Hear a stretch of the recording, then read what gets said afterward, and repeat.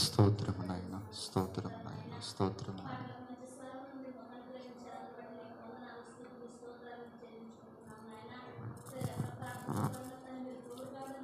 అవునయ్యా,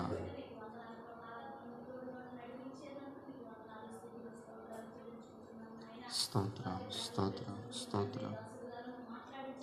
మాట్లాడండి. అవునయ్యా, స్తోత్రం, స్తోత్రం.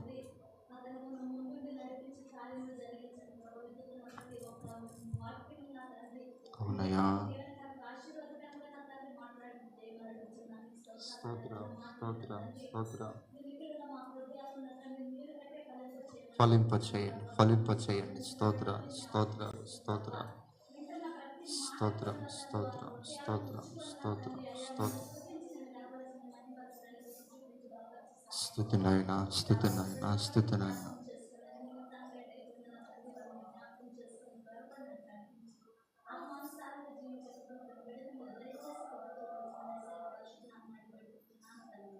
ఆమె ప్రేమ కలిగిన దేవా, నీకు స్తోత్రాలు నాయన. ఈ పరిశుద్ధ ఆరాధనలో నిన్ను స్తుతించుటకు, గణపరచుటకు నీవు మాకు అనుగ్రహించినటువంటి ఇటు సమయాన్ని బట్టి నీకు స్తోత్రాలు చెల్లిస్తూ ఉన్నా. ఇప్పటి వరకు పాటల ద్వారా, ఆరాధన ద్వారా మీరు మహిమ పొందారు.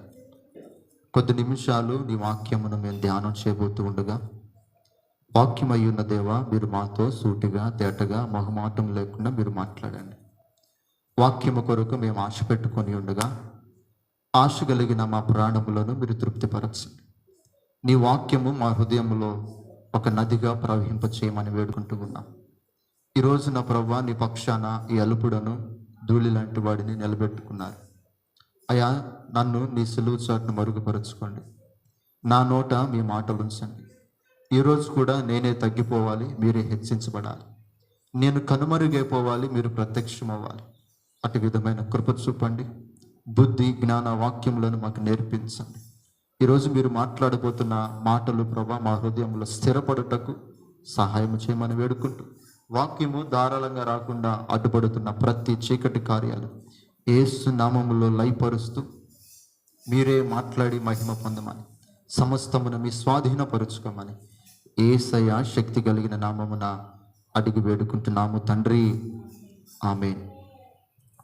మన ప్రభువును రక్షకుడైన యేసయ్య శక్తి కలిగిన నామమున ఆరాధనకు కూడి వచ్చిన మీ అందరికీ కూడా నా హృదయపూర్వకమైన వందనాలు తెలియజేస్తూ ఉన్నాను. నిజ దేవుడును నిరంతర స్తోత్రార్హుడైన యేసయ్య నామానికి ఒకసారి స్తోత్రాలు చెల్లిస్తూ ఆయన నామాన్ని మహిమపరచుదాం.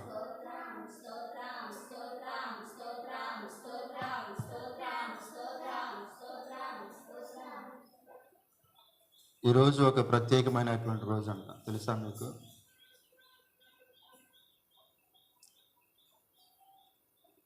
ఈరోజు ఉమెన్స్ డే అంట. గుర్తుందా? ఆ ఉమెన్స్ డేలు, మెన్స్ డేలు బైబిల్ మనకు లేవు కనుక అందరం దేవుని బిడ్డలే. దేవునికి స్తోత్రం కలుగును గాక. ఎవరైతే దేవుని యందు భయభక్తులు కలిగి తన కుటుంబాన్ని కట్టుకోవడానికి ప్రయాసపడుతున్నటువంటి ప్రతి మహిళకు కూడా మహిళా దినోత్సవ శుభాకాంక్షలు. ఇంత మాత్రమే నేను చెప్పగలను. దేవునికి స్తోత్రం కలుగును గాక. వాక్య ధ్యానంలోనికి మనం వెళదాం. గత వారం రోజులుగా వార్తల్లో కానీ అలాగే సోషల్ మీడియాలో కానీ మనకు కనబడుతున్నటువంటి ఒక ముఖ్యమైనటువంటి విషయాలు ఏమిటాయంటే, యుద్ధమును గురించినటువంటి వాతావరణము మనకి ఎంతో భయంకరంగా కనబడుతూ ఉన్నది. ఇరాన్ అనేటువంటి దేశము ఇజ్రాయిల్ మీద, అమెరికా మీద, అలాగే ఆ చుట్టూ ఉన్నటువంటి దేశాల మీద విపరీతమైనటువంటి బాంబుల దాడిని చేస్తూ ఉన్నది. ఆ బాంబుల దాడిలో గల్ఫ్ దేశాలు కానీ, దుబాయ్ కానీ, ఆ చుట్టూ ఉన్నటువంటి దేశాలన్నీ కూడా చాలా అల్లకల్లోలంగా మారిపోతూ ఉన్నాయి. దుబాయ్ని బాంబులతో చాలా వరకు చిత్ర చేసేసారు, చాలా వరకు నష్టపరిచారు. అవి చాలా భయంకరమైనటువంటి పరిస్థితుల్లో కూర్చో, జరిగితే మాత్రం ఊరుకొని చెప్తున్నా, కూర్చోండి, సరే కూర్చో. చాలా భయంకరమైనటువంటి పరిస్థితులు, యుద్ధ వాతావరణము మనకు కనబడుతూ ఉన్నది. అప్పుడప్పుడు మనము వార్తలు చూడాలి, ప్రపంచంలో ఏం జరుగుతుందో తెలుసుకోవాలి. టీవీలు ఉన్నాయా కదా అని చెప్పి పనికిమాలినవి చూసుకుంటూ వెళితే దేనిని కూడా మనం గ్రహించలేం. కనుక ఉన్నటువంటి సమయాన్ని ప్రభు కొరకు ఇస్తూ సిద్ధపడేటువంటి వారంగా మనం ఉండాల్సినటువంటి వారమై ఉన్నాం. వారం క్రితము ఇరాన్ యొక్క ప్రధానమంత్రిని ఇజ్రాయెల్ దేశము అలాగే అమెరికా కలిసి ఆ దేశ నాయకుడిని చంపేశారు. మా నాయకుడిని చంపేస్తారని ఇరాను కోపంతో భయంకరమైనటువంటి యుద్ధానికి దిగిందనమాట. దానికి సపోర్టుగా కొన్ని దేశాలు లేస్తూ ఉంటాయి. అయితే ఎన్ని దేశాలు లేచినా కూడా ఇస్రాయేల్ దేశాన్ని ఎవరు కూడా ఏమీ చేయలేరు. ఎందుకు అనంటే ఇస్రాయేలును కాపాడువాడు కునుకడు నిద్రపోడు కనుక. స్తోత్రం కలుగును గాక. ఇస్రాయేలును కాపాడుతుంది మనుషులు కాదు, ఇస్రాయేల్ దేశాన్ని కాపాడుతుంది అక్కడ ఉన్నటువంటి ప్రధాని కాదు, ఇస్రాయేలును కాపాడుతుంది సర్వశక్తి కలిగిన దేవుడై ఉన్నాడు. ఈ యుద్ధాల గురించి వాటి గురించి మాకెందుకయ్యా, ఏదో మాకు 4 ముక్కలు వాక్యం చెప్తే ఈరోజు గడిచిపోయింది కదా, మేము ఇళ్ళకెళ్ళిపోతాం అనుకోవచ్చు. ఎందుకు ఈ పూట ఈ విషయాన్ని మీకు జ్ఞాపకం చేస్తూ ఉన్నానంటే, ఈ మాటని జ్ఞాపకం చేసుకోవాలంటే ఈ మాటను గురించి ప్రభు ఏం చెప్పాడో మనం తెలుసుకోవాలి. జరుగుతున్నటువంటి యుద్ధాల గురించి బైబిల్ గ్రంథం ముందుగానే మనకు సెలవిచ్చింది. ప్రవక్తల గ్రంథాల్లో, అలాగే దానియేలు గ్రంథంలోను, ఎజ్రా గ్రంథంలోను, ప్రకటన గ్రంథంలోను ఈ యుద్ధాల గురించి ప్రభు ముందే మనకు చెప్పాడు.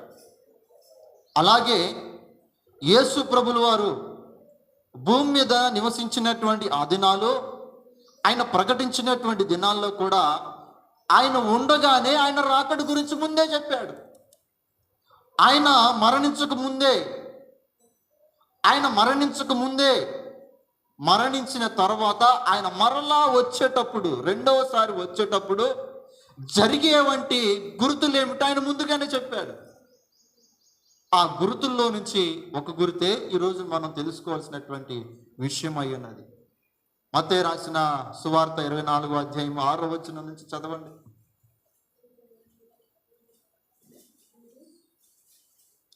మత్తయి సువార్త 24వ అధ్యాయము 6వ వచనం. మరియు మీరు యుద్ధములను గూర్చియు యుద్ధ సమాచారములను గూర్చియు వినబోదురు. చాలు. 9వ వచనం చూడండి. 7వ వచనం చూద్దాం. జనం మీదికి జనమును, రాజ్యం మీదికి రాజ్యమును లేచును. చాలు. మొదటి వచనంలో ఏమని చదివా? యుద్ధముల గురించి, యుద్ధ సమాచారముల గురించి మీరు వింటారు. నిజమే ప్రియా దేవుని బిడ్డలారా, ఈ వారం క్రితం జరుగుతున్నటువంటి యుద్ధములే కాదు, అంతకుముందు జరిగినటువంటి యుద్ధ సమాచారాలు కూడా మనం వింటూనే ఉన్నాం. ఎన్నో సందర్భాల్లో ఎక్కడో ఒక చోట యుద్ధాలు జరుగుతున్నట్లుగా మనం వింటున్నాం. ఈ రోజు కూడా జరుగుతున్నటువంటి యుద్ధ సమాచారాల గురించి కూడా మనం వింటూనే ఉన్నాం. ఏమైంది? జనం మీదకి జనమును, రాజ్యం మీదకి రాజ్యమును లేచును. ఇప్పుడు అదే జరుగుతున్నది. జనాలు లేస్తూ ఉన్నారు, ఒకరి మీదకి ఒకరు చంపుకోవడానికి జనాలు లేస్తూ ఉన్నారు. అలాగే దేశం మీదకి దేశము లేస్తూ ఉన్నాయంట. ఎందుకంటే యుద్ధ వాతావరణము కనబడుతూ ఉన్నది. దేమిటి దీనికి గుర్తు అనంటే, యేసయ్య శిష్యులు ఆయన అడుగుతారు, అయ్యా ఈ దేవాలయం చూసారా ఎంత అందంగా కట్టబడిందో అని ఆయన శిష్యులు ఆయనకు అడుగుతూ ఉన్నప్పుడు, రాయి మీద రాయి ఒక్కటైనను కనబడినటువంటి రోజు ఒకటి ఉన్నది అనంటే ఆయన అడుగుతారు, ఆ శిష్యులు అడుగుతారు కదా, ఇది ఎప్పుడు జరుగునయ్యా? విచిత్రమైన సంగతి ఏంటంటే, నీ రాకడకు గుర్తులేమిటని ఆయనని అడుగుతూ ఉన్నారు. చూద్దాం, చూడండి, ఆ సందర్భం చాలా బాగుంటుంది. చూద్దాం, చూడండి, 24వ అధ్యాయం మొదటి వచనం నుంచి చదువుదాం. బయలుదేరి వెలుచుండగా ఆయన శిష్యులు ఆ దేవాలయపు కట్టడములు చూపింపవచ్చిరి. అందుకైన ఇవి అన్నీ చూచుచున్నారు కదా, ఒకటైనను ఇక్కడ నిలిచి ఉండకుండా పడద్రోయబడునని మీతో నిశ్చయముగా చెప్పుచున్నానని వారితో నేను. ఆయన ఒలివల కొండ మీద కూర్చుని ఉన్నప్పుడు శిష్యులు ఆయన యొద్దకు ఏకాంతముగా వచ్చి, ఇవి ఎప్పుడు జరుగును? నీ రాకడకును ఈ యుగ సమాప్తికి సూచనలేవి మాతో చెప్పమనగా చాలు. చూడండి ప్రియ దేవుని బిడ్డలారా, శిష్యులు 2 విషయాలు అడుగుతున్నారు. ఒకటి, అయ్యా నీ రాకడ. అప్పుడు యేసయ్య ఇంకా ఉన్నాడు. ఆయన అప్పటికి శిలువ శ్రమ అనుభవించలేదు, మరణించలేదు, సమాధి చేయబడలేదు, తిరిగి లేపబడలేదు, ఆరోహణమే వెళ్ళలేదు. కానీ వారు గ్రహించినటువంటి ఒక విషయం ఏంటంటే రాకడ అనేది ఒకటి ఉన్నది. రెండోది యుగ సమాప్తి అనగా అంతం అనేది ఒకటి ఉన్నది. ఇవి ఎప్పుడు జరుగుతాయ్యా? నీ రాకడను ఈ యుగ సమాప్తికి సూచనలు ఏమిటి, గుర్తులేమిటి అని శిష్యులు ఆయనను అడుగుతూ ఉన్నారు. ఈ రోజున సంఘము గుర్తించాల్సినటువంటి 2 విషయాలు. ఒకటి, ఆయన రాకడ ఒకటి సమీపంగా ఉన్నదని. రెండోది, యుగ సమాప్తి అత్యంత త్వరలోనే ఉన్నదని. ఈ 2 విషయాలనే మనము జ్ఞాపకం చేసుకోవాలి, మనం గుర్తుంచుకోవాల్సినటువంటి సంగతులు. ఒకటి ఆయన రాకడ, 2 ఈ యుగ సమాప్తి, దీని అంతము. అప్పుడు ప్రభు అంటాడు కదా, మొదటి విషయం ఏంటంటే మిమ్మల్ని ఎవరు మోసపరచుకోకుండా చూసుకోండి. ఆ తర్వాత అంటూ ఉంటాడు కదా, నా రాకడకు సూచనలు ఏమిటాయంటే యుద్ధ సమాచారాల గురించి మీరు వింటారు, యుద్ధాలను గురించి మీరు వింటారు, జనం మీదకి జనము, రాజ్యాల మీదకి రాజ్యము లేచుట మీరు చూస్తారు అని ప్రభు సెలవిచ్చాడు. ఈనాడు కళ్ళ ముందు మనకు కనబడుతూ ఉంది. ఈ రోజున కళ్ళ ముందు మనకు చాలా స్పష్టంగా కనబడుతూ ఉన్నాయి. మరి ఏం చేయాలయ్యా అంటే ఇవి దేవుని రాకడకు గుర్తులుగా ఉన్నాయి. ఆయన త్వరగా రాబోతూ ఉన్నాడు అనేటువంటి ఆ యొక్క సంకేతాలకు ఒక సూచనలుగా మనకు కనబడుతూ ఉన్నాయి.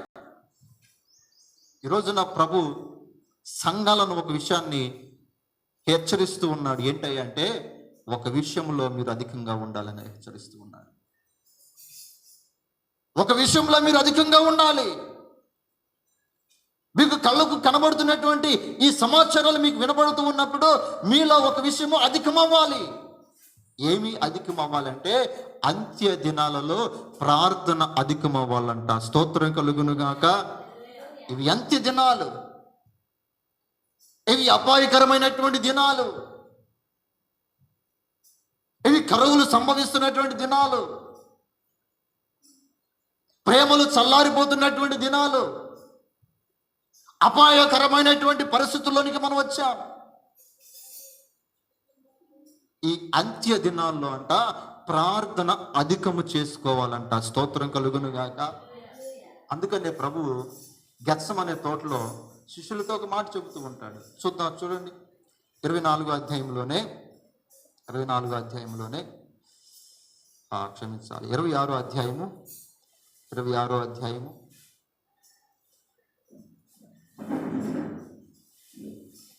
40వ వచనాన్ని మనం చదువుదాం.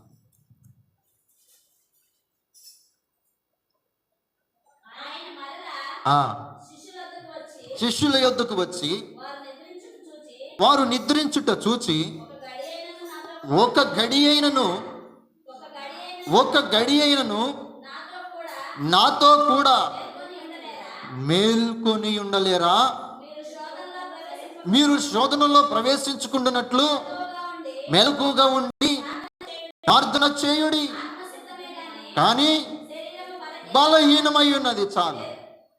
యేసు ప్రభులు వారు గెత్సెమనే తోటలో ఆయన ప్రార్థన చేస్తూ శిష్యులని కొంత దూరంలో ఉంచి ఆయన కొంత దూరం వెళ్ళి ప్రార్థన చేస్తూ ఉన్నాడు. ప్రార్థన చేస్తూ తిరిగి శిష్యుల దగ్గరికి వస్తే వాళ్ళు నిద్రపోతూ ఉన్నారు, వాళ్ళు నిద్రిస్తూ ఉన్నారు. అది ప్రభు అంటున్నటువంటి మాటలే, ఒక్క గడి అయినను నాతో కూడా మేలుకొని ప్రార్థించలేరా? చూడండి ప్రియ దేవుని బిడ్డలారా, ప్రభు అంటున్న మాట, నాతో కూడా మేలుకొని ప్రార్థించలేరా? నాతో కూడా అందరము కలిసి, మీరు నేను కలిసి మేలుకొని ఒక్క గడి అయినా ప్రార్థించలేరా అంటూ ఉన్నాడు. అంటే మనం ప్రార్థించేటప్పుడు ఎవరితో కలిసి ప్రార్థన చేస్తూ ఉన్నా? ప్రభుతో కలిసి మనం ప్రార్థన చేస్తూ ఉన్నాం. ఆయన అంటూ ఉన్నాడు, నాతో కలిసి ప్రార్థించండి, నాతో కూడా. ఆ మాట మాట్లాడుతూ ప్రభు అంటాడు కదా, మీరు శోధనలోనికి ప్రవేశించకుండా ఉండాలండి, మీరు శోధనలోనికి వెళ్లకుండా ఉండాలంటే మెలకువగలిగి ప్రార్థన చేయండి. శోధనలోనికి ప్రవేశించకుండా ఉండాలంటే, అంటే ప్రార్థన చేయకపోతే శోధన అనేది మన జీవితంలోనికి ప్రవేశిస్తుంది అన్నమాట. ప్రార్థన మనం పక్కన పెడితే, ప్రార్థనను మనము పక్కన పెట్టిన వారిగా మనం ఉంటే మన జీవితాల్లోనికి ఏమొస్తుందంట? శోధన అనేది ప్రవేశిస్తుంది. ఆ శోధన ప్రవేశించకుండా ఉండాలంటే ఏం చేయాలంట? మెలకువగలిగి ప్రార్థించాలి.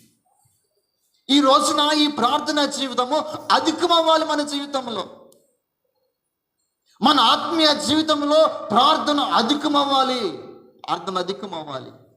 ఎందుకంటే శోధన కాలం అనేది ఒకటి ఉన్నది కనుక, శోధన కాలంలోనికి మనం ప్రవేశించకుండా ఉండాలి కనుక.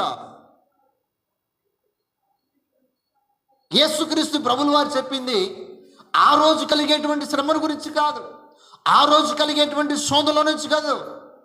ఆయన బోధనలు ఎప్పుడు కూడా ప్రజెంట్ జరిగేటువంటి వాని గురించి కాదు, ఆయన భవిష్యత్తుని గురించే ఎక్కువ చెప్పాడు. ఆయన భవిష్యత్తుని గురించి ఎక్కువగా మాట్లాడాడు. ఇదిగో భవిష్యత్తు కాలం ఎలా ఉండబోతుంది కనుక ఆ శోధనలోనికి మీరు ప్రవేశించకుండా ఉండాలంటే మెలకువగలిగి ప్రార్థన చేయండి, మెలకువగలిగి ప్రార్థన చేయండి. అంటే ప్రార్థన అనేది ఒక ప్రాకారం లాంటిది. మనకు క్రైస్తవ జీవితానికి ప్రార్థన ఒక ఆయుధం లాంటిది. క్రైస్తవ జీవితానికి ప్రార్థన అనేది ఒక కవచం లాంటిది. ఈ రోజున అది మన జీవితంలో లేకపోతే ఆ శోధనలోనికి మనం ప్రవేశిస్తామంట, ఆ శోధనలోనికి మనం ప్రవేశిస్తాం. ఈ రోజున చాలా మంది అంటే చెప్పేటువంటి మాటలు ఏంటంటే, శోధన అనగా ఈ రోజు కలిగినటువంటి శోధనలే చూస్తూ ఉన్నారు. కుటుంబాల్లో కలిగేటువంటి ఏదో రకమైనటువంటి శోధన, అప్పులో లేకపోతే ఏదో ఒక శోధన గురించి మాట్లాడుతుంటారు. కానీ ప్రభు మాట్లాడుతున్న మాట ఏంటంటే జరగబోయేటువంటి శోధన కాలం నుంచి మాట్లాడుతున్నాడు. సంభవింపబోతున్నటువంటి అపాయకరమైనటువంటి దినాల గురించి మాట్లాడుతూ ఉన్నాడు. ప్రార్థన మన జీవితాలకు ఒక ప్రాకారం లాగా ఉంటుంది, ఒక అడ్డుగోడలాగా మనకు నిలబడుతుంది. ప్రియ దేవుని బిడ్డలారా, యెహోషువ ప్రార్థించగా దేవుడు ఏం చేశాడంట? సూర్యచంద్రులను ఆపేశాడు. దానియేలు ప్రార్థించగా సింహపు నోళ్లను మూసివేశాడు. మోషే ప్రార్థించగా ఎర్ర సముద్రమును పాయలు చేశాడు. అంటే ప్రార్థన ద్వారా ప్రతిదీ మనము జయాన్ని పొందుకోగలుగుతాం. ప్రార్థన ద్వారా ఏదైనా మనము సాధించుకోగలుగుతాం. ప్రార్థన ద్వారా ఏదైనా కూడా మనము కోల్పోయిన వాటిని మరలా తిరిగి పొందుకునేటువంటి ఒకే ఒక్క ఆయుధం ఏంటంటే ప్రార్థనే. ఇక దీనికి మించింది ఏది కూడా లేదు. ప్రభు అంటూ ఉన్నాడు కదా, మీరు శోధనలోనికి ప్రవేశించకుండా ఉండాలండి, మీరు శోధనలోనికి ప్రవేశించకుండా ఉండాలండి. అంటే ప్రార్థన లేకపోతే మనము శోధనలోనికి వెళతామంట. ప్రార్థన లేకపోతే శోధనల గుండా మనం ప్రవేశిస్తాం. ఆ ప్రవేశంలోనికి వెళ్లకుండా ఉండాలంటే, ఆ శోధనలోనికి వెళ్లకుండా ఉండాలంటే అడ్డుగా మనకు ప్రార్థన నిలబడాలి. ఈ రోజున ఈ ప్రార్థన అధికమవ్వాలంట, అధికమవ్వాలి. ఈ రోజున మన భక్తి జీవితము ఎన్నో సంవత్సరాల అనుభవం ఉంటుంది. బాప్తిసం తీసుకున్నటువంటి తొలి దినాల్లో ఒక అరగంట ప్రార్థన చేస్తే 1 సంవత్సరం గడిచేసరికి ఆ అరగంట 2 గంటలుగా మారిపోవాలి. అంతేగాని 5-10 నిమిషాలుగా ప్రార్థన ఉండకూడదు. 5-10 నిమిషాలు చేసే ప్రార్థన అసలు ప్రార్థనే కాదు. మన భక్తి జీవితంలో ప్రార్థన అధికమవ్వాలి. దానియేలు సింహపు నోళ్లను మూయగలిగాడంటే అతడు 3 సార్లు ప్రార్థన చేస్తాడంట. రోజుకి 3 మారు ప్రార్థన చేసేవాడు. అంటే తన ప్రార్థన ఎంత అధికంగా ఉంటే ఆ సింహాల నోళ్లను మూయబడ్డాయి. ప్రార్థన అధికమవ్వాలి. లేకపోతే ప్రియ దేవుని బిడ్డలారా, శోధనలోనికి మనం ప్రవేశిస్తాం. ప్రార్థన అధికం చేయబడాలి. బాప్తిస్మము పొందిన నాటి నుండి ఈనాటి వరకు నీ జీవితంలో ఎంతసేపు నువ్వు ప్రార్థనలో గడపడం ప్రారంభిస్తూ ఉన్నావు? ఏంటి నీ ప్రార్థన యొక్క ఆ స్థాయి ఏ స్థాయిలో ఉన్నది? 5-10 నిమిషాల స్థాయిలో ఉన్నదా, లేకపోతే గంటల తరబడి ప్రభుత్వం గడిపేటువంటి స్థాయిలో ఉన్నదా? ఏ స్థాయిలో నీ ప్రార్థన జీవితం ఉన్నదో ఒకసారి ఆలోచించే, లేకపోతే నువ్వు శోధనలకు ప్రవేశిస్తావు, నువ్వు శోధనల గుండా వెళతావు. ఏ స్థాయిలో, ఏ పరిమాణంలో నీ ప్రార్థనా జీవితం ఉన్నది? ఆలోచించు. ఈ రోజున అన్నిటికీ ఒక సమయాన్ని మనం కేటాయించుకుంటూ ఉన్నాం. ఇదిగో ఉదయాన్నే నేను ఇన్ని గంటలకు లెగవాలి, ఇదిగో ఉదయము ఇన్ని గంటలకు నేను ఇంట్లో ఈ పనులు చేయాలి, ఇదిగో ఇన్ని గంటలకు నేను ఇంట్లో నుంచి నేను బయటికి వెళ్ళాలి, ఇదిగో ఇన్ని గంటలకు నేను నా పనులకు నేను వెళ్ళాలి అని ప్రతి దానికి ఒక సమయాన్ని మనం కేటాయించుకుంటున్నాం. నీవు ప్రార్థనకు సమయాన్ని కేటాయించుకున్నటువంటి భక్తి జీవితంలో ఉన్నావు.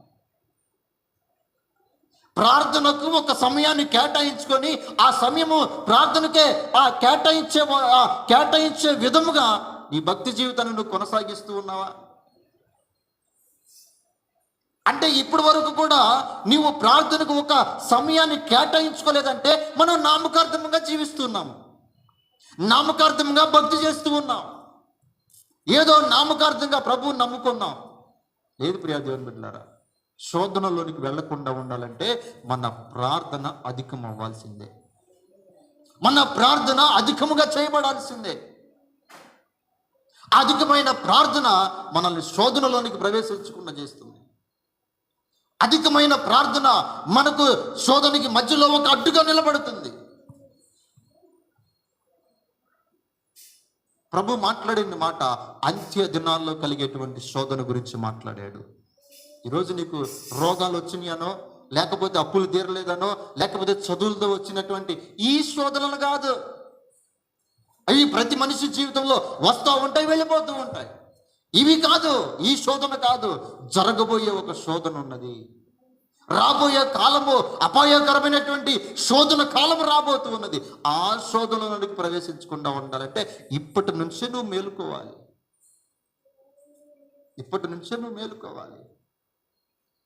పేతురు రాసిన మొదటి పత్రికలో ఒకసారి చూడండి. పేతురు రాసిన మొదటి పత్రిక 4వ అధ్యాయము. పేతురు రాసిన మొదటి పత్రిక 4వ అధ్యాయము 7వ వచనాన్ని చదవండి.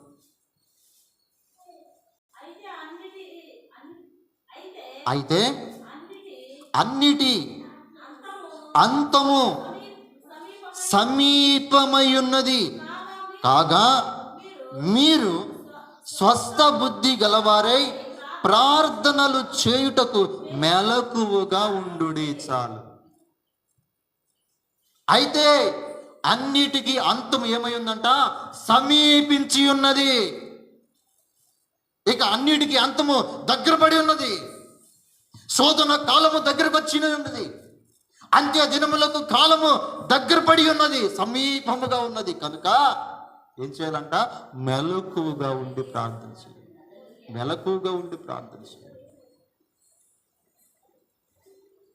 అందుకని ప్రభువారు అంటాడు కదా, ప్రతి సందర్భంలో కూడా మీరు మెలకువ కలిగి ఉండండి. మెలకుగా ప్రార్థన చేయండి, మెలకుగా ఉండండి అని అంటూ ఉన్నాడు. ఈరోజు ప్రియ దేవుని బిడ్డలారా, మనము శోధనలోనికి ప్రవేశించకుండా ఉండాలి. అంతము సమీపించి ఉన్నది, శోధన కాలము సమీపించి ఉన్నది, ఇదిగో వేదన పడు కాలము సమీపించి ఉన్నది కనుక ఆ శోధనలోనికి మీరు వెళ్లకుండా ఉండాలంటే ఏం చేయాలంట? ఇప్పటి నుంచే మెలకువగలిగి ప్రార్థించడం ప్రారంభించాలి. ఆలోచన చేసుకోండి ఈ రోజున ప్రియ దేవుని బిడ్డలారా, నీ ప్రార్థన స్థాయి ఏ స్థాయిలో ఉన్నది? 5 నిమిషాలు ప్రార్థన అసలు ప్రార్థన కాదు, 10 నిమిషాలు ప్రార్థన కాదు. ప్రభు నీతో మాట్లాడాలంటే, లేకపోతే ప్రభు దగ్గర నుంచి సమాధానం పొందుకోవాలంటే మినిమం 2 గంటల ప్రార్థన ఖచ్చితంగా ఉండాల్సిందే. దాని కొరకు ఒక సమయాన్ని నువ్వు కేటాయించుకోవాలి. అన్నిటికీ నువ్వు సమయాన్ని కేటాయించుకుంటున్నావు కదా, ప్రతి దానికి సమయాన్ని కేటాయించుకొని నీ పనులన్నిటి నువ్వు సక్రంగా చేసుకుంటున్నప్పుడు శోధన కాలంలో ప్రవేశించకుండా ఉండాలంటే ప్రార్థనకు కూడా ఒక సమయాన్ని కేటాయించాలి. అది మధ్యాహ్నమా, సాయంత్రమా, రాత్రా అనేది కాదు, ఒక సమయం అనేది ఖచ్చితంగా నువ్వు కేటాయించుకోవాల్సింది. దానియేలు 3 పూటలు కేటాయించుకున్నాడంట తన పనికి, ప్రార్థన కొరకు. ప్రభు అన్నాడు, ఒక్క గడి అయినా నాతో కలిసి మీరు ప్రార్థించలేరా? నాతో కలిసి మీరు ప్రార్థించలేరా? చూడండి ప్రభు అంటూ ఉన్న మాట ఒకసారి చదువుదాం. మరలా 24వ అధ్యాయం మత్తయి సువార్తలోనికి వెళదాం. 24వ అధ్యాయం, 26వ అధ్యాయము 42వ వచనాన్ని చదువుదాం.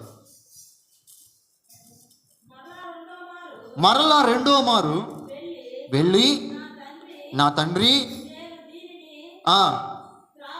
త్రాగితేనే గాని ఇది నా యొద్ద నుండి తొలగిపోవటం అసాధ్యం కాని యెడల నీ చిత్తమే సిద్ధించుగాక అని ప్రార్థించి తిరిగి వచ్చి వారు మరలా నిద్రించి చూచుట చూచెను. చాలు. యేసయ్య వచ్చాడు, మొదటిసారి వెళ్ళాడు, ప్రార్థన చేసుకున్నాడు. వచ్చి చూసేసరికి శిష్యులు నిద్రపోతూ ఉన్నారు. వినాలి, నిద్రపోతూ ఉన్నారు శిష్యులు. ప్రభు అంటున్నాడు, నాతో కలిసి ఒక్క గడి అయినా మేల్కొని ఉండలేరా అని చెప్పి వారిని లేపి మరలా ప్రార్థించడానికి వెళ్ళాడు.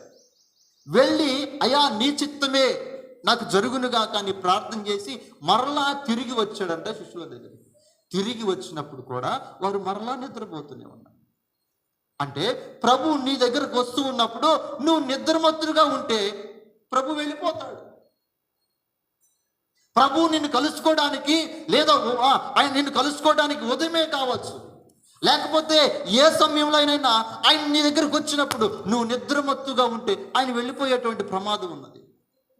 ఆయన కలుసుకోవడానికి నువ్వు ఒక ప్రార్థన సమయాన్ని కేటాయించుకోవాలి.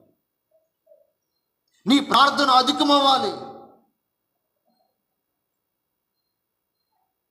సమయం కుదిరినప్పుడు ప్రార్థన చేయటం కాదు, సమయాన్ని కుదిరించుకొని ప్రార్థన చేసుకోవాలి. నేను చాలా బిజీ అండి, నేను చాలా పనుల్లో ఉన్నాను, నాకు ఆ ఇంటి పని లేకపోతే నేను చేసే పనుల్లోనే నాకు సమయం సరిపోతుందంటే మరి దేవునికి నువ్వు ఇచ్చే సమయం ఏంటి? మరి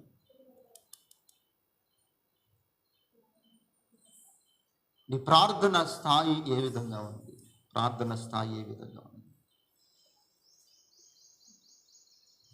ఏ విధంగా మనం ప్రార్థన చేస్తున్నాం?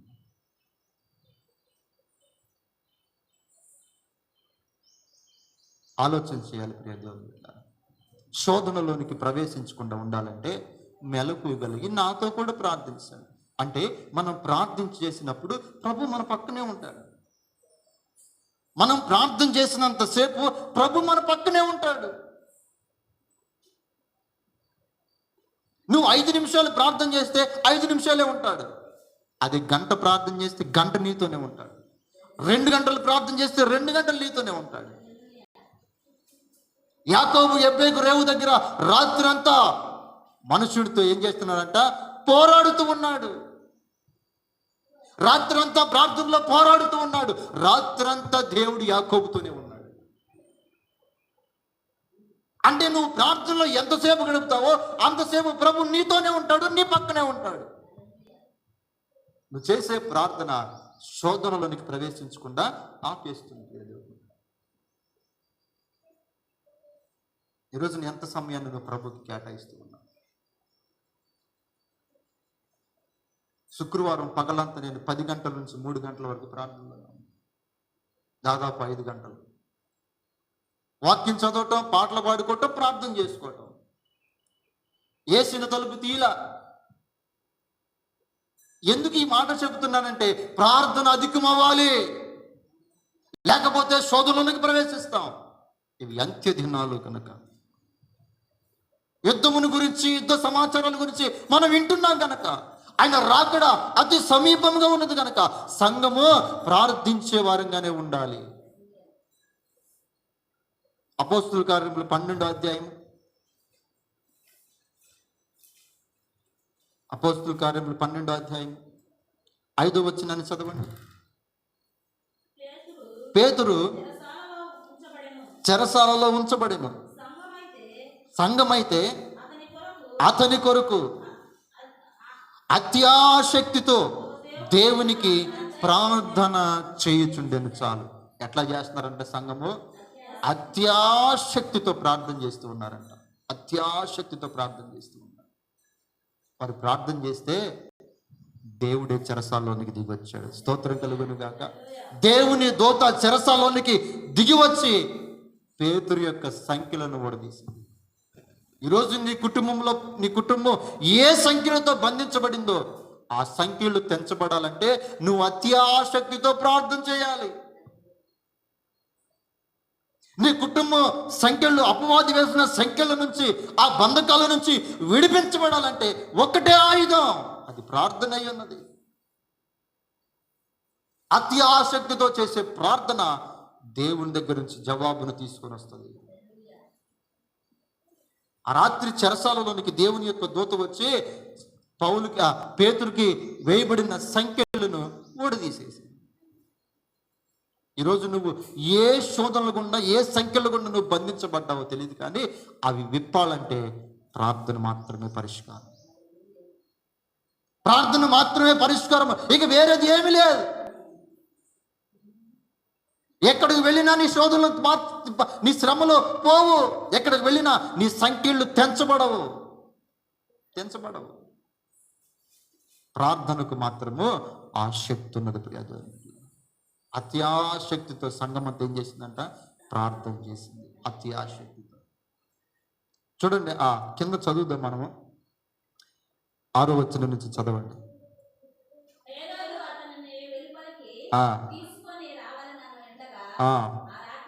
ఆ రాత్రియే. ఏ రాత్రి? సంఘమంతా అత్యాశక్తితో ప్రార్థించిన రాత్రి.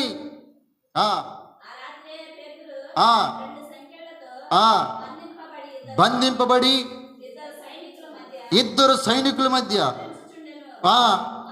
మరియు కావలి వారు తలుపు ఎదుట చెరసాలలో కాచుకొని చుండిరి. ఇదిగో ప్రభు దూత అతని దగ్గర నిలిచెను. అతడు ఉండిన గదిలో ప్రకాశించెను. దూత పేతురు పక్కను తట్టి త్వరగా లెమ్మని చెప్పి లేపగా ఊడిపోయాను. దేవునికి మహిమ కలుగునుగాక. ఇది ఎట్లా సాధ్యమంటే పేతురు కోసము సంఘము అత్యాశక్తితో ప్రార్థన చేస్తూ ఉన్నారు. సంఘము అత్యాశక్తితో ప్రార్థన చేయటం ద్వారా దేవుని దూత పేతురు దగ్గరికి వచ్చింది. ఈరోజు ప్రియ దేవుని బిడ్డలారా, అట్లాంటి అనుభవంలోనికి నువ్వు వచ్చావా? అలాంటి అనుభవాలతో నీ భక్తి జీవితాన్ని కొనసాగిస్తున్నావా? అలాంటి అనుభవంతో నువ్వు ప్రార్థన చేస్తూ ఉన్నావా? నువ్వు ప్రార్థన చేస్తే దేవుని దూతలు నీ దగ్గరికి వచ్చేస్తాయి.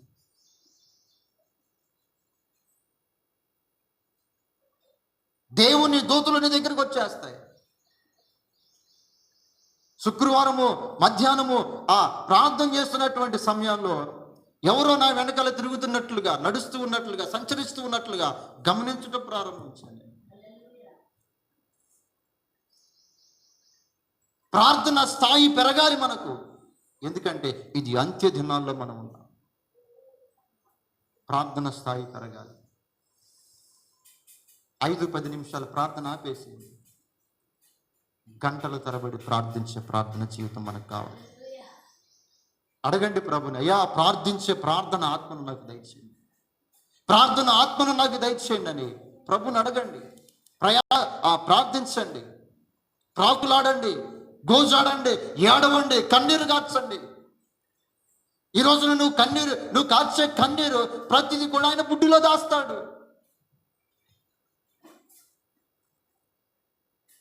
కనుక ప్రియ దేవుని బిడ్డలారా, మన ప్రార్థన అంత్య దినాల్లో అధికమవ్వాలి. లేకపోతే కష్టం. అధికము కాకపోతే శోధనలోనికి మనం ప్రవేశిస్తాం. ఏంటి ఆ అంత్య దినము? ఏంటి ఆ శోధన కాలం అంటే, రాత్రి చెప్పబడినట్లుగా మిడతలు వచ్చేటువంటి కాలమే. భూమి మీదకు మిడతలు వచ్చే కాలము, 7 ఏండ్ల శ్రమ కాలము, శోధన కాలం. అది ప్రభు చెప్పింది భవిష్యత్తులో జరగబోయే శోధన కాలం గురించే. ఈ రోజున నీవు అప్పులు తీరాలనో, రోగాలు పోవాలనో, ఆస్తులు రావాలనో, పెళ్లిళ్ళు అవ్వాలని వీటి గురించి కాదు నీ ప్రార్థన. శోధనలోనికి వెళ్లకుండా ఉండాలని ప్రార్థన చేయాలి. నేను నా కుటుంబము శోధనలోనికి ప్రవేశించకుండా ఉండటానికి ప్రార్థన చేయండి. ప్రార్థనను మార్చండి. ఇక ఎంతకాలము ఆశీర్వాదాల కొరకు ప్రార్థన చేయకండి. ప్రభు నీకు ఎప్పుడు ఏమి ఇవ్వాలో ఆయనకు తెలుసు.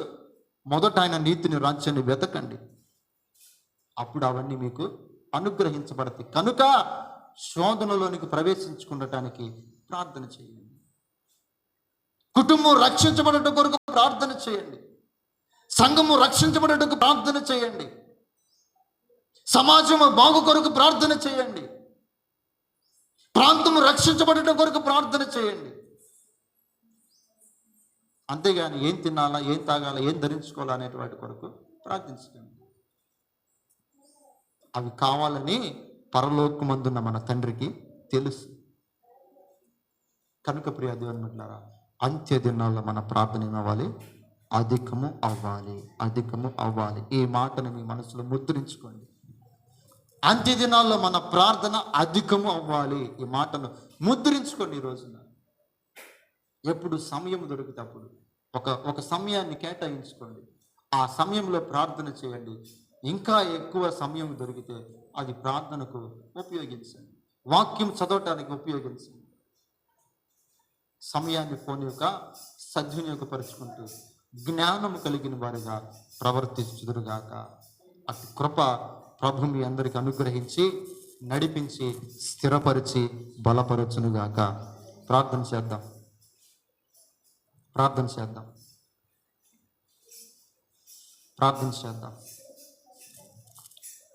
ప్రార్థన ఆత్మను నాకు దయచేయ. అధికముగా ప్రార్థించే ప్రార్థన నడిపింపు, ప్రార్థన ఆత్మను నాకు దయచేయ. ఒక తీర్మానంలోనికి వద్దాం ప్రియ దేవుని బిడ్డలారా. శోధనల్లో ప్రవేశించకుండా ఉండాలంటే ఆయనతో కలిసి ప్రార్థన చేద్దాం. ఆయనతో కలిసి ప్రార్థన చేయాలి. ప్రభు అంటూ ఉన్నాడు, ఒక్క గడి అయినా మేల్కొనలేవా? నీవు ఒక్క గడి అయినా? నీ పని కొరకు నువ్వు పెందలాడే మేలుకుంటున్నావు. నీ అవసరాల కొరకు నువ్వు మేలుకొని వెళుతూ ఉన్నావే. శోధన కాలంలో నీకు ప్రవేశించుకుండటానికి మేలుకుగా ఉండలేవా? కొంచెం ప్రార్థించు. అయ్యా, ఈ రోజు నుంచి నా ప్రార్థన జీవితం అధికం అవ్వాలయ్యా. నా కుటుంబం కొరకు నేను అధికంగా ప్రార్థన చేయాలి. నా యజమానుడి కొరకు నేను అధికంగా ప్రార్థన చేయాలి. ఇదిగో నా కుటుంబం రక్షించబడటం కొరకు నోవాహు వలె ఓడలోనికి ప్రవేశించినట్లు నా కుటుంబము, నా చుట్టూ ఉన్నవారు ప్రవేశించినట్లు అధికంగా ప్రార్థన చేయాలి. నా జీవితం అధికంగా ప్రార్థించే జీవితంగా మార్చబడాలి. అటు సహాయం నాకు దయచేయండి అని అడుగుదాం. లోకంలో భయంకరమైన పరిస్థితులు మనకు కనబడుతున్నాయి. ఇవి వేదనలకు కారణము, అంత్య దినాలకు సూచనలు. ప్రార్థన అధికం అవ్వాలి. నీ ప్రార్థన అధికం అవ్వాలి ప్రియ దేవుని బిడ్డ. నీ ప్రార్థన అధికం అవ్వాలి. లేకపోతే శోధనలోకి ప్రవేశించే ఆ రోజుల్లోనికి మనం వెళతాం. మెలకువగా ఉండి ప్రార్థన చేయడం అలవాటు చేసుకుందాం. ప్రార్థన చేద్దాం. అయ్యా, అట్టి ఆత్మ నాకు కావాలయ్యా, ప్రార్థన ఆత్మ నాకు కావాలయ్యా, నీతో గడిపే ఆత్మ నాకు కావాలి. అట్టి సహాయము నాకు దయచేయండి. ఈ రోజు నుంచి నాయన నా ప్రార్థన నేను అధికం చేసుకుంటానయ్యా, నా ప్రార్థన అధికంగా నేను చేసుకుంటానయ్యా. అటు కృప నాకు దయచేయండి అని ప్రార్థన చేద్దాం.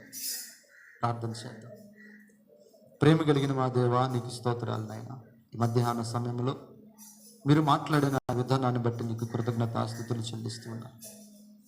ఇదిగో ప్రభా, నీ మాటలు నీ బిడ్డలు తీసుకొని వెళుతూ ఉండగా అధికంగా ప్రార్థన చేయాలనేటువంటి మాటను వారి హృదయంలో ముద్రించాను.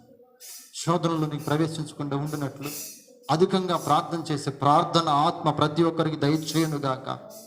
కృప చూపించి మహిమ పొందమని యేసు నామములో అడుగుచున్నాము తండ్రి, ఆమేన్. మనము ప్రభు యొక్క బలలోనికి వెళుదాం. దాని కొరకు కొన్ని హెచ్చరిక మాటలను మనం తీసుకుందాం.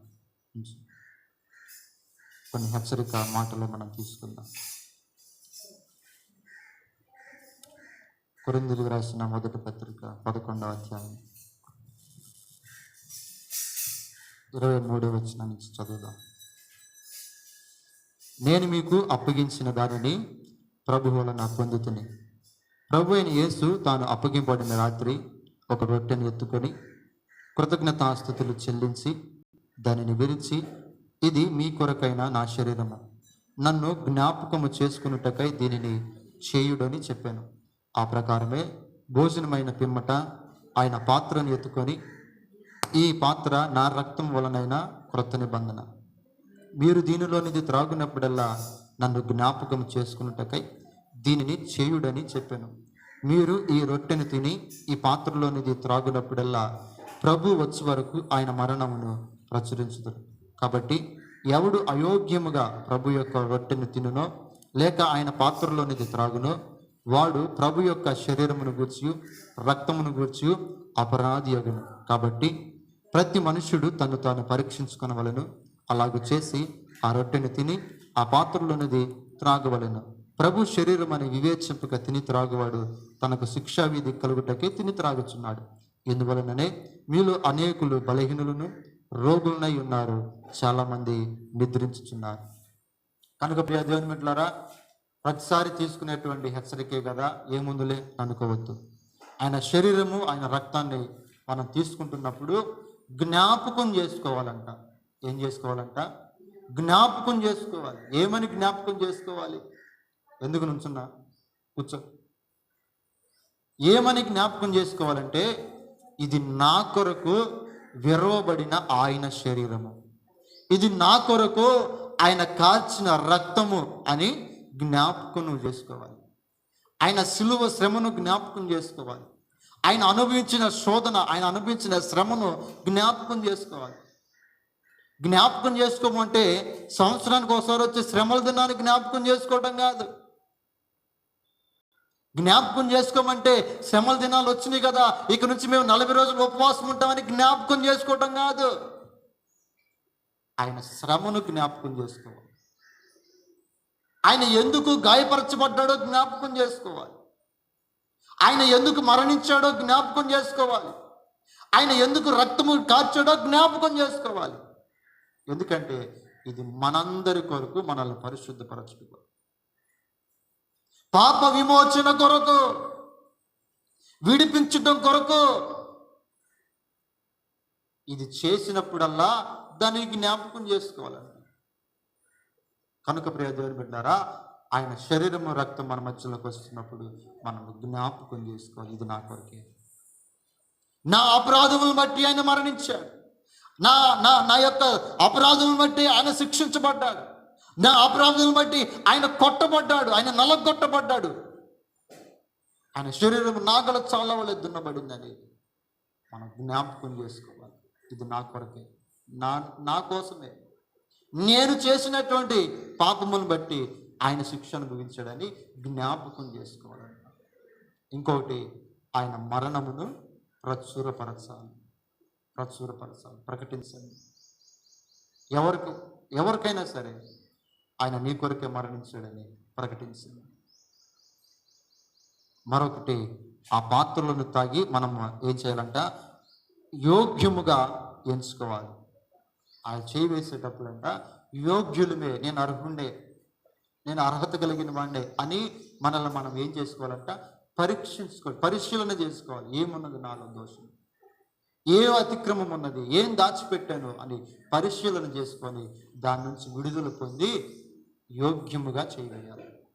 ఇది ప్రభు శరీరం అని వివేచించకపోతే, ఏముందలే రొట్టె ద్రాక్ష రసమే కదా అని అనుకుంటే అది మనకు శిక్షా విధి కలుగుటకే తిని త్రాగుతున్నాం. కనుక ఒకసారి మనము వివేచించుకుందాం, యోగ్యంగా మనల్ని మనము అప్పగించుకుందాం. ప్రార్థనాపూర్వకంగా మనం ఉందా, ప్రార్థనతో మనము ఆయన యొక్క రక్త మాంసాల్లో పాల్గొనగలుగుదాం.